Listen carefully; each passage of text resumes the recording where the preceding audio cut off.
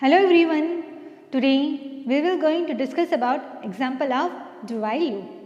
आज की वीडियो में हम देखेंगे do while का एग्जाम्पल, किस तरह से हम do while का यूज़ अपने प्रोग्राम के अंदर करते हैं। स्टार्ट करते हैं इसकी सिंटैक्स से। आपको किसी भी लूप को यूज़ करने से पहले उसका सिंटैक्स पता होना चाहिए कि उसको लिखने का तरीका क्या होता है। अगर आपको प्रॉपर तरीका पता है तो आप उसके अंदर लॉजिक फिट कर सकते हैं। जैसे कि जो हमारा डू वाइल है, इसके लिए हम सबसे पहले क्या देंगे, डू कीवर्ड का यूज़ करेंगे। देन डू की जो होगी वो क्या होगा, ब्लॉक ओपन होगा। देन यहाँ पर जब हम डू की बॉडी को क्लोज करेंगे वहाँ पर हम क्या अप्लाई करेंगे, वाइल। वाइल के अंदर हम क्या देंगे, कंडीशन।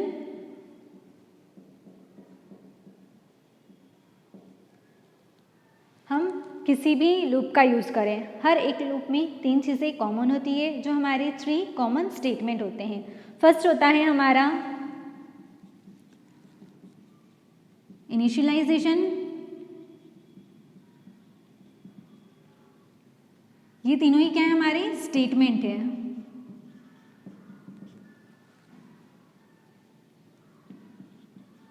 सेकंड है हमारा कंडीशन। थर्ड है हमारा इंक्रीमेंट डिक्रीमेंट ऑपरेटर।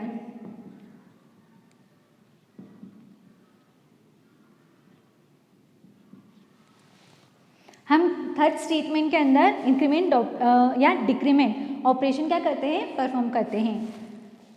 आप चाहे किसी भी लूप का यूज़ करें, चाहे वो लूप का यूज़ करें, चाहे डू वाइल का यूज़ करें, चाहे वाइल लूप का यूज़ करें, तीनों के अंदर आपको इन तीनों स्टेटमेंट का तो यूज़ करना ही पड़ेगा। उनकी लोकेशन चेंज हो सकती है, कहीं पर हम इनिशियलाइजेशन का यूज़ सबसे टॉप में करते हैं, कहीं हम वो लूप के साथ में ही क्या करते हैं, इनिशियलाइजेशन का यूज़ करते हैं। ये डिपेंड करेगा उसके सिंटैक्स पर। अब यहाँ पर हम जो यूज़ कर रहे हैं वो हम किसका यूज़ कर रहे हैं, डू वाइल का यूज़ कर रहे हैं। तो डू वाइल के अंदर हम क्या देंगे, डू से पहले ही हम क्या दे देंगे, इनिशियलाइजेशन स्टेटमेंट दे देंगे।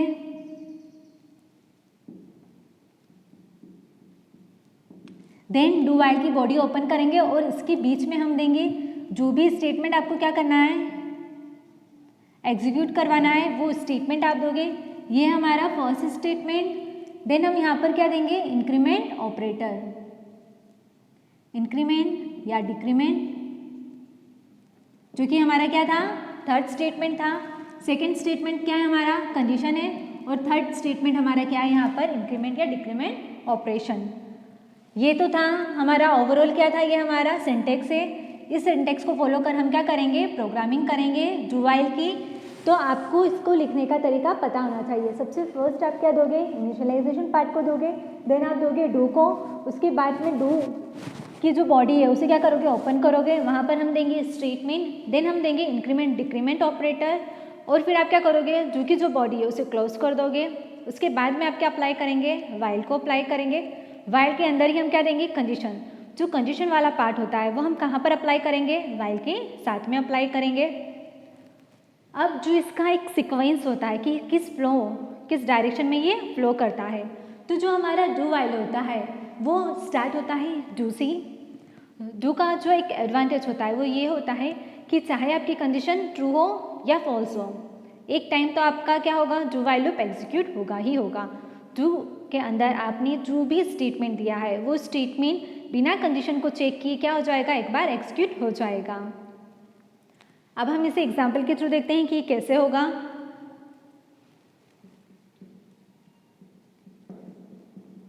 एक एग्जाम्पल हम ले रहे हैं नंबर को प्रिंट करने के लिए। कहाँ तक हमें नंबर को प्रिंट करना है, 1 से लेकर 3 तक हम नंबर को प्रिंट करवा रहे हैं। किस तरह के नंबर को, इंटीजर वैल्यू को हम यहाँ पर प्रिंट करवाएंगे। अब हमें कहाँ तक प्रिंट करवाना है, 1 से लेकर 3 तक। सबसे पहले हम देंगे हैश इंक्लूड stdio.h, ठीक है।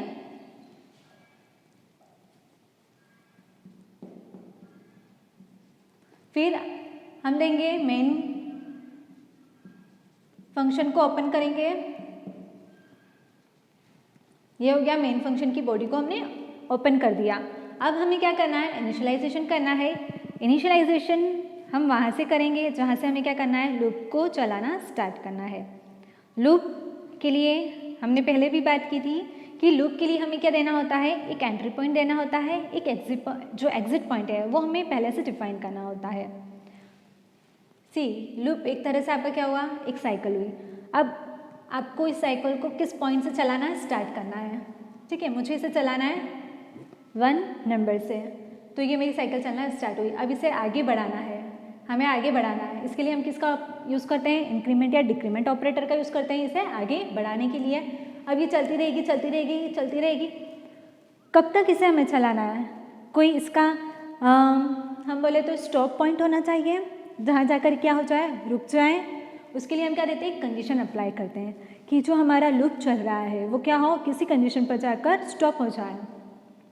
तो उसके लिए हम देते हैं एंडिंग पॉइंट। लाइक यहाँ पर हमें कहाँ से स्टार्ट करना है, लूप को फर्स्ट नंबर से स्टार्ट करना है।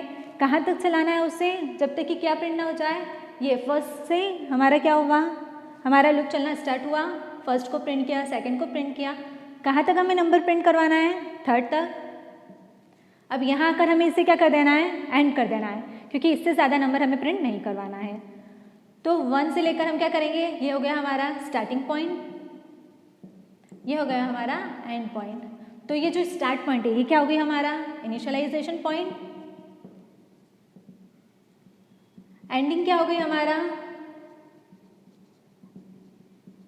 3, ये क्या हो गई हमारी कंडीशन कि हमारा लूप कब तक चले, जब तक कि 3 नंबर ना आ जाए। जैसे ही 3 नंबर एनकाउंटर हो हमारा लूप वहीं पर क्या हो जाए, टर्मिनेट हो जाए। अब हम देंगे इनिशियलाइजेशन के लिए हमें क्या लेना होगा, एक वेरिएबल लेना होगा।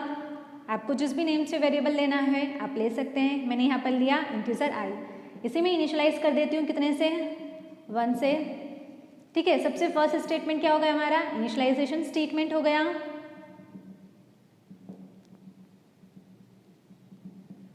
Initialisation statement. अब हम करेंगे डू वाइल का यूज़। यहाँ हमने दिया डू का ब्लॉक या बॉडी दोनों एक ही चीज़ है। यहाँ पर हमने इसकी बॉडी को ओपन किया।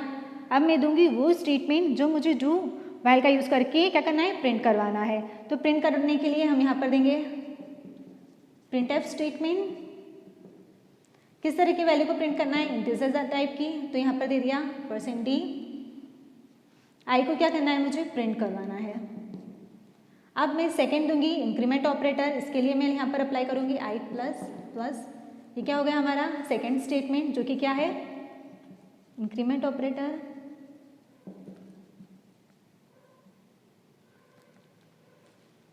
फिर हमने क्या यहाँ पर डू वाइल की बॉडी को क्लोज कर दिया। यहाँ पर आप देख रहे हैं इसे ओपन किया, यहाँ पर हमने क्लोज कर दिया।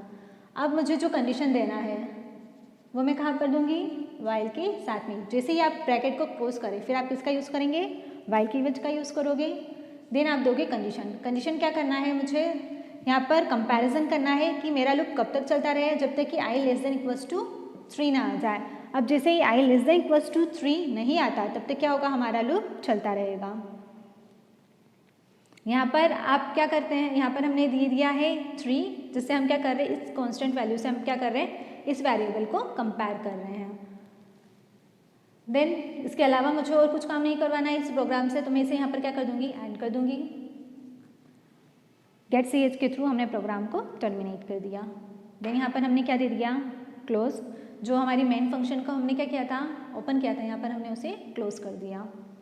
अब हमारा प्रोग्राम एग्जीक्यूट होगा स्टेप बाय स्टेप। सबसे प्रोग्राम को आप सेव करेंगे। आपको जिस नेम से प्रोग्राम को सेव करना है उस नेम से आप प्रोग्राम को सेव कर दें। लाइक मुझे यहाँ पर इस प्रोग्राम को सेव करना है लूप के साथ में हमें क्या देना होगा, .c एक्सटेंशन। इस नेम से हम क्या करेंगे, प्रोग्राम को सेव कर देंगे। देन आप क्या करोगे, इस प्रोग्राम को कंपाइल करोगे। आफ्टर कंपाइलेशन हम इस प्रोग्राम को क्या करेंगे, रन करेंगे। फर्स्ट वी हैव टू सी कि हमारे प्रोग्राम में कोई एरर तो नहीं है, कोई वार्निंग तो नहीं है।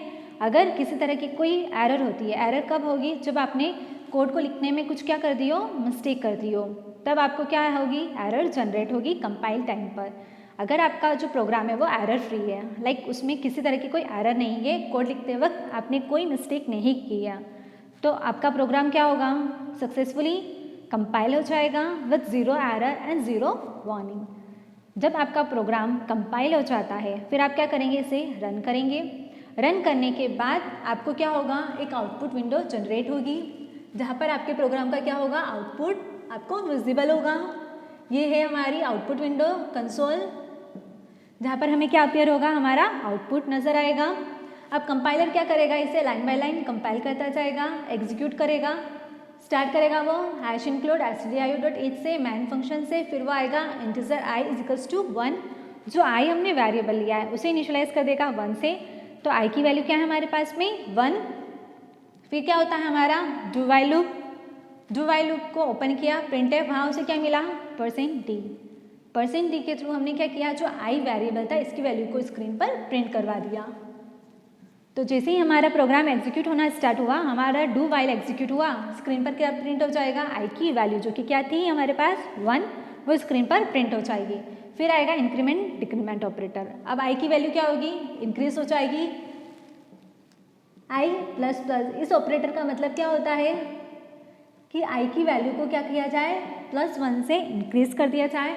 i के अंदर क्या वैल्यू है हमारी 1, तो 1 + 1 होगा तो कितना हो जाएगा 2। तो जो हमारी i की वैल्यू है वो क्या हो जाएगी 2 हो जाएगी।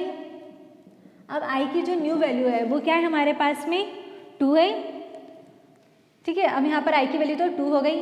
फिर क्या होगा, वाइल आएगा। अब यहाँ पर कंडीशन चेक होगी। कंडीशन कहाँ चेक होगी, डू के लास्ट में वाइल पर i क्या i <= 3 है। अब आप मुझे बताइए कि i की वैल्यू क्या है अभी हमारे पास में। i की वैल्यू हमने इनिशियलाइज की थी 1 से, बट हमने डू के अंदर क्या किया है, इंक्रीमेंट ऑपरेटर अप्लाई किया, तो i की वैल्यू क्या हो गई अब हमारे पास में 2 हो गई। तो ये कंपेयर करेगा, यहाँ पर देखिए क्या 2 <= 3 है, क्या 2 हमारा <= 3 है।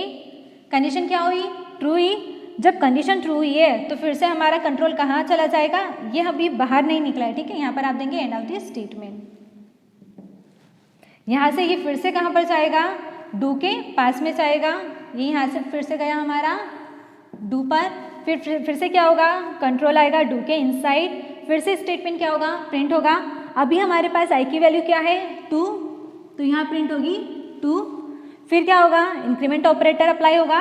i की वैल्यू क्या है अभी हमारे पास में 2 है, तो 2 + 1 हो जाएगा। इंक्रीमेंट ऑपरेटर जैसे ही अप्लाई होगा i++, तो i की वैल्यू क्या हो जाएगी i+1। तो i के अंदर क्या वैल्यू है 2, तो कितना हो जाएगा 2 + 1, कितना हो गया यहाँ पे 3।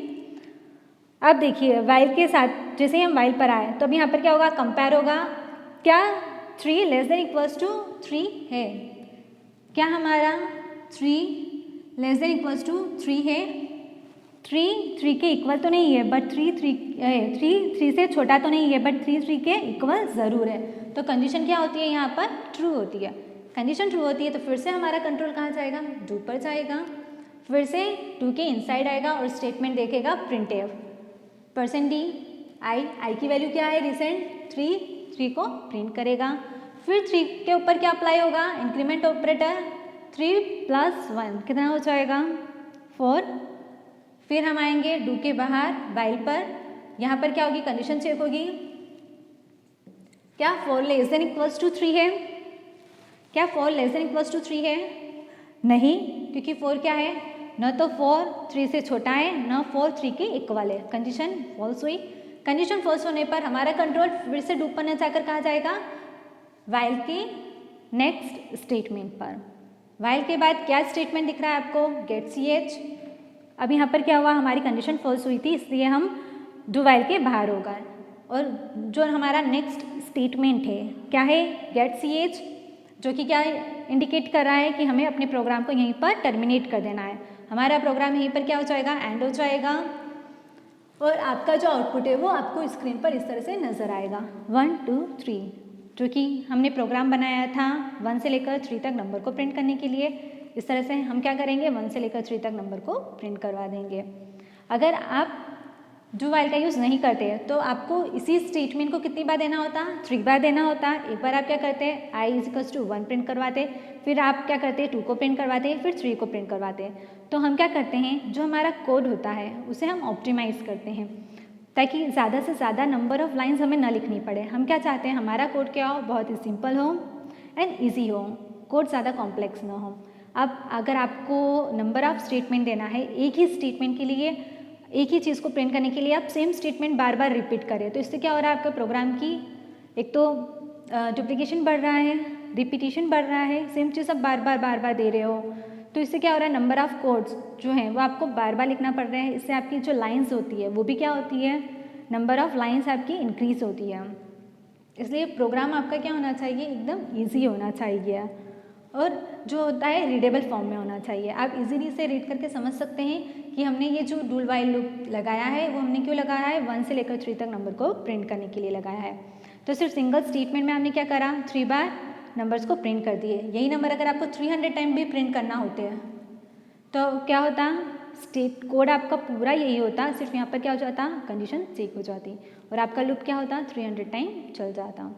अगर आपने कंडीशन नहीं दी है तो आपका लूप रुकेगा ही नहीं, आपका लूप इनफाइनाइट टाइम चलता रहेगा, इसलिए कंडीशन देना बहुत ज़रूरी है। आई होप ये वीडियो आपके लिए यूज़फुल रहा होगा। Thank you so much.